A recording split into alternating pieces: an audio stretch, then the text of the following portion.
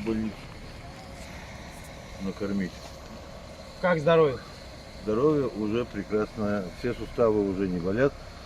Кашель, правда, немножко есть, но уже такой. Ребят, всем привет, объясняю, что происходит.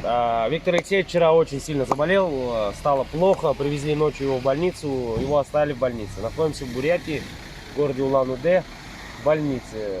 Виктор Алексеевич, пару слов. Все переживают? Ну, немножко простыл, бывает.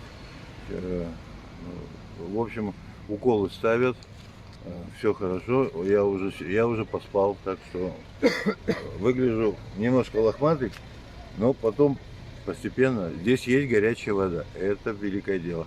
Постепенно буду красив и, как говорится, весел. Ну вот, ребят, Виктор Алексеевич живой-здоровый, с ним все в порядке, значит, не переживайте. Все, что нужно, мы ему привезли. Да. Вещи. Тут можно всю больницу накормить полностью. Сейчас пакетом накормлю всех. Привезли все, что нужно. Все есть, мы на связи, мы рядышком. В любой момент подлетим. Ребята помогают вообще вот это ребята, так сказать, честное слово. Все, вместе с ними можно сделать все. Ну все, Виктор Алексеевич. Женя звонил. Прощаться не будем. Слов, может, какие-то скажете?